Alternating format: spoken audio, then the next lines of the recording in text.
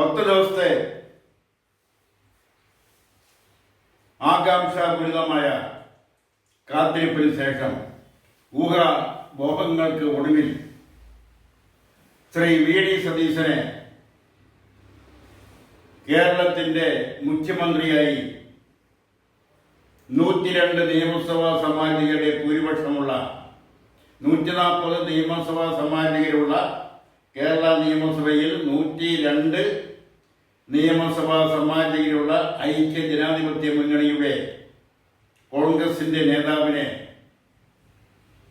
മുഖ്യമന്ത്രിയായി കോൺഗ്രസിന്റെ ഹൈക്കമാൻഡ് നിയോഗിച്ചിരിക്കുന്നു. പൊരുതി നേടിയ പദവി എന്ന് വേണമെങ്കിൽ പറയാം. 3 പേരാണ് കേരളത്തിന്റെ മുഖ്യമന്ത്രി പദത്തിന് വേണ്ടി പോരാടിയത്. അത് 1 K C Venugopal, 2 Shri V D Satheesan, 3 Shri Ramesh Chennithala. ഇതിൽ അവസാന നിമിഷം വരെ ഒന്നാമതായി നിന്നത് ശ്രീ കെ സി വേണുഗോപാലായിരുന്നു. കെ സി വേണുഗോപാൽ മുഖ്യമന്ത്രിയാവും എന്ന് തന്നെയായിരുന്നു ഏകദേശ ധാരണയിൽ. കോൺഗ്രസിന്റെ ഹൈക്കമാൻഡിന്റെ താല്പര്യവും ശ്രീ കെ സി വേണുഗോപാൽ മുഖ്യമന്ത്രി ആവുന്നതിനോട് തന്നെയായിരുന്നു. എന്നാൽ അവസാന നിമിഷം ഇന്ത്യൻ യൂണിയൻ മുസ്ലിം ലീഗ് ഇടപെടുകയും അവർക്ക് താല്പര്യമുള്ള ശ്രീ വി ഡി സതീശനെ മുഖ്യമന്ത്രിയായി കോൺഗ്രസിന്റെ ഹൈക്കമാൻഡ് നിർദ്ദേശിക്കുകയും ചെയ്തു, അല്ലെങ്കിൽ നിയമിക്കുകയും ചെയ്തു.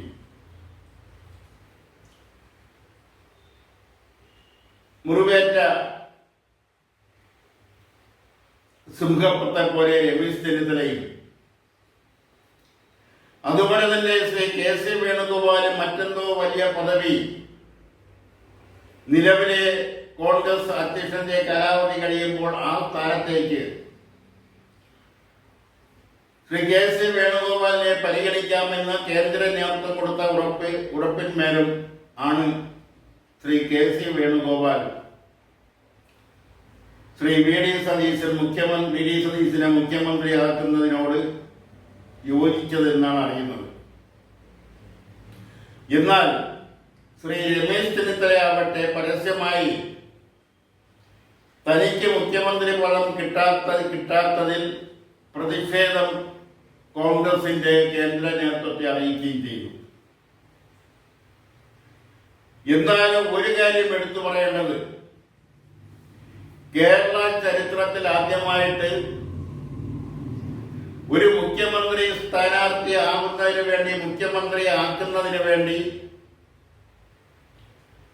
അല്ലെങ്കിൽ അദ്ദേഹത്തെ തെരഞ്ഞെടുപ്പിൽ മത്സരിപ്പിക്കുന്നതിന് വേണ്ടി പാർട്ടിയുടെ താഴെത്തട്ടിലുള്ള പാർട്ടിയുടെ അനുഭാവികളും സാധാരണ അംഗങ്ങളും തെരുവിലിറങ്ങിയ ഒരു ചരിത്രം ശ്രീ വി എസ് അച്യുതാനന്ദന്റെ കാര്യത്തിൽ മാത്രമേ കേരള രാഷ്ട്രീയത്തിൽ ഉണ്ടായിട്ടുള്ളൂ. അതിനുശേഷം ആദ്യമായിട്ടാണ് ശ്രീ വി ഡി സതീശന് വേണ്ടി കോൺഗ്രസിന്റെ സാധാരണ പ്രവർത്തകർ, അണികൾ, അനുഭാവികൾ എല്ലാം തെരുവിലിറങ്ങിയത്. ഇതൊരു അപൂർവ സംഭവമാണ്. കേരളത്തെ സംബന്ധിച്ചിടത്തോളം അത് വളരെയധികം പുതുമയുള്ളതും അപൂർവത്തിൽ അപൂർവമായ സംഭവമാണ്. ഭരണം എന്ന് പറയുന്നത് പ്രതിപക്ഷത്തിരിക്കുന്നത് പോലെ സുഖകരമായ ഒരു ഏർപ്പാടല്ല. വി ഡി സതീശനെ മുഖ്യമന്ത്രിയായി തീരുമാനിച്ച ദിവസം തന്നെയാണ് CPIMന്റെ സംസ്ഥാന സമിതി ചേർന്ന് ശ്രീ പിണറായി വിജയനെ പ്രതിപക്ഷ നേതാവായും തിരഞ്ഞെടുത്തത്.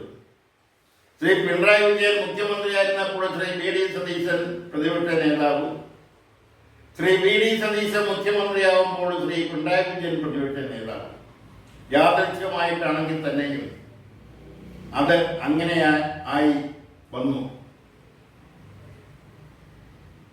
പ്രതിപക്ഷത്തിരിക്കുന്നത് പോലെ അത്ര സുഖകരമായ ഏർപ്പാടല്ല മുഖ്യമന്ത്രിയായി കാഴ്ചപ്പാട്. നിരവധി പ്രശ്നങ്ങളെ അഭിമുഖീകരിക്കേണ്ടി വരും, നിരവധി ആരോപണങ്ങൾ. കൂടെ നിൽക്കുന്നവരാരും തന്നെയും അത്ര സത്യസന്ധര ആവണമെന്നില്ല.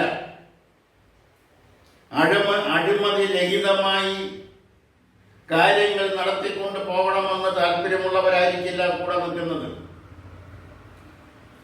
ആ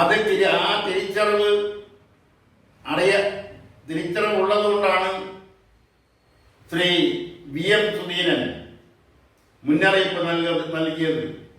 അധികാരം കിട്ടുമ്പോൾ അടുത്തു കൂടുന്നവരെ സൂക്ഷിക്കണമെന്ന്.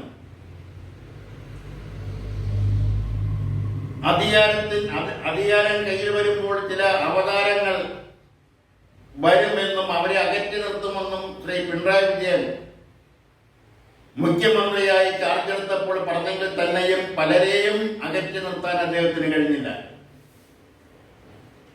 അതുപോലെ ഈ അവസരത്തിൽ കഴിഞ്ഞ സർക്കാരിന്റെ അനുഭവം ഉള്ളതുകൊണ്ടും ഈ സർക്കാരിന്റെ കാലത്ത് അവതാരങ്ങളെ പരമാവധി അത് പൂർണ്ണമായും ഒഴിവാക്കാൻ കഴിയുമെന്ന് തോന്നുന്നില്ല. കാര്യം പല താല്പര്യങ്ങളുള്ളവരുടെ പിന്തുണയോടുകൂടിയാണ് തിങ്കളാഴ്ച സത്യപ്രതിജ്ഞ ചെയ്ത് അധികാരമേൽക്കുന്ന സർക്കാർ തങ്ങൾക്ക് കിട്ടിയ വകുപ്പുകൾ ഓരോ മന്ത്രിമാരും കൈകാര്യം ചെയ്യേണ്ടത്.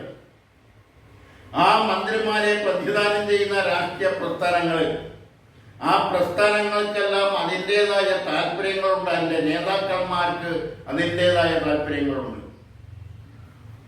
അവരൊന്നും ദേശീയ കാഴ്ചപ്പാടിൽ നിന്നുകൊണ്ടോ അന്തർദേശീയ രാഷ്ട്രീയ കാഴ്ചപ്പാടിൽ നിന്നുകൊണ്ടോ ആയിരിക്കില്ല ഭരണം നിർവഹിക്കുന്നത്. അവരെ സ്വാധീനിക്കുന്നതിനും അവരെ നിയന്ത്രിക്കുന്നതിനും അവരെ ഉപദേശിക്കുന്നതിനും അവരെ കാര്യങ്ങൾ ഇന്നത് ചെയ്യണമെന്ന് നിർദ്ദേശിക്കാനും ഒക്കെ പിന്നാമ്പുറത്ത് ആൾക്കാരുണ്ടാവും.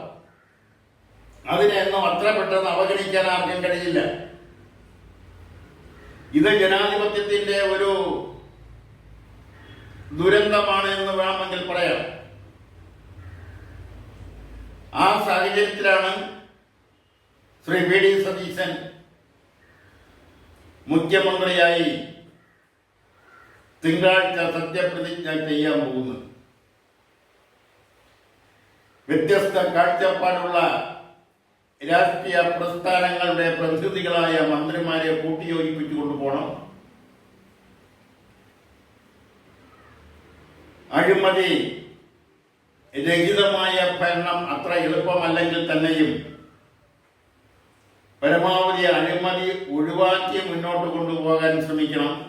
മാത്രമല്ല, ആര് ഭരിച്ചാലും നേരത്തെ VM സുധീരൻ ചൂണ്ടിക്കാണിച്ചതുപോലെ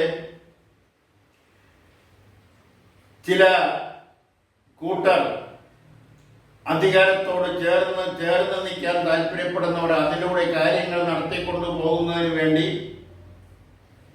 ചുറ്റും കൂടുന്നവരുണ്ട്. VM സുധീരനെ ഉള്ളവർക്ക് അവരെയെല്ലാം ഒഴിവാക്കാൻ കഴിയും. കാര്യം അദ്ദേഹം ഒരു പ്രാവശ്യം സ്പീക്കറും ഒരു പ്രാവശ്യം ആരോഗ്യമന്ത്രി വകുപ്പ് മന്ത്രിമായിരിക്കുമ്പോൾ അഴിമതിയുടെ കറയൊന്നും അദ്ദേഹത്തിന്റെ കൈകളിൽ പുരണ്ടതായി അറിവില്ല. അതുപോലെ എല്ലാവരെ കൊണ്ടും എല്ലാ നേതാക്കന്മാരെ കൊണ്ടും കഴിയണമെന്നില്ല. പല കമ്മിറ്റ്മെന്റുകളും അവർക്കുണ്ടാവും. പലതും കണ്ടില്ല നടിക്കേണ്ടി വരും. അങ്ങനെയാണ് ജനാധിപത്യ സംസ്ഥാനത്തിൽ ഭരണവുമായി മുന്നോട്ട് പോകേണ്ടുന്ന സാഹചര്യം സൃഷ്ടിക്കപ്പെടുന്നത്. സ്വന്തം പാർട്ടിയിലുള്ളവർ തന്നെ ചിലപ്പോൾ ചില കാര്യങ്ങളിൽ എതിർപ്പുമായി രംഗത്ത് വരും. ചിലപ്പോൾ അവർ ശത്രുക്കളെ പോലെ പെരുമാറിയെന്നിരിക്കും. അവരെയെല്ലാം അനുനയിപ്പിച്ചുകൊണ്ട് അവരെയെല്ലാം കൂട്ടിയോജിപ്പിച്ചുകൊണ്ട്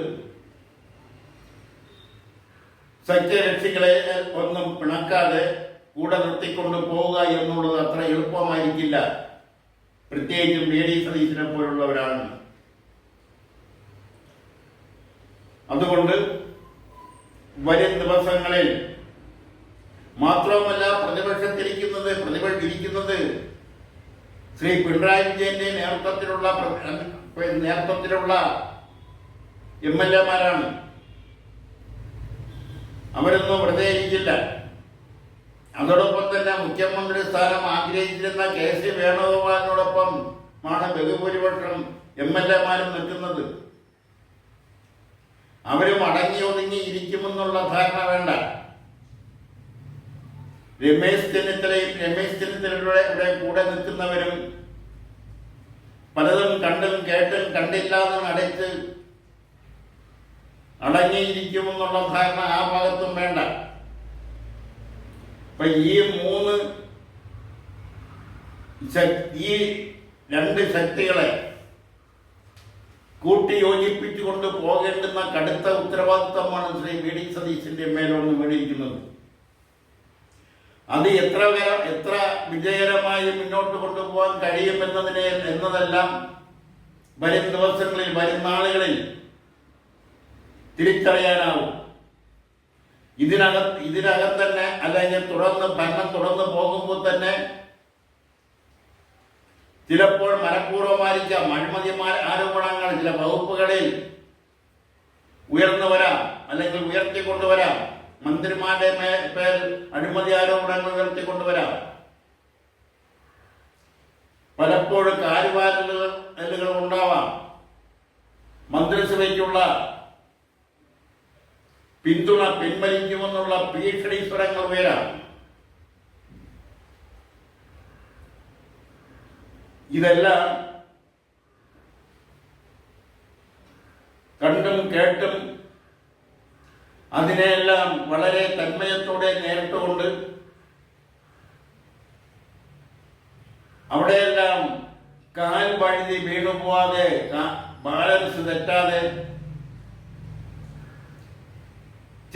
ചെളിക്കുണ്ടിൽ വീഴാതെ ഭരണം മുന്നോട്ട് കൊണ്ടുപോകാൻ എത്രത്തോളം ക്ലേശകരമായിരിക്കുമെന്നുള്ളത് ഒരു പരിധിവരെ ശ്രീ VD സതീശന് അറിയാമെങ്കിൽ തന്നെയും ചിലപ്പോൾ ആ അറിവിന് അപ്പുറത്തായിരിക്കും കാര്യങ്ങളൊക്കെ കടന്നു വരിക. കൂടെ നിൽക്കുന്നവർ തന്നെ ചിലപ്പോൾ നിശബ്ദ ശത്രുക്കളായി മാറിയ ചരിത്രം കേരള ചരിത്രത്തിലുണ്ട്. അതിവിടെ സംഭവിക്കുമെന്ന് പറയുന്നില്ല എങ്കിൽ തന്നെയും അങ്ങനെയൊക്കെ വന്നുകൂടാ ചെയ്യില്ല. അവിടെയെല്ലാം വളരെയധികം ജാഗ്രതയോടുകൂടി ഭരണം മുന്നോട്ട് കൊണ്ടുപോയില്ല എങ്കിൽ അവിടെയെല്ലാം പാളിച്ചകൾ വന്ന് പെടാതിരിക്കുന്നതിനുള്ള ജാഗ്രത സദാസമയവും കൈക്കൊള്ളേണ്ടതുണ്ട്. ആ നിലയിൽ ഭരണം ശ്രീ VD സതീശൻ മുന്നോട്ട് കൊണ്ടുപോകാൻ കഴിയട്ടെ എന്ന് മാത്രമാണ് ഈ അവസരത്തിൽ കേരളീയ ദർശന് പറയാനുള്ളത്.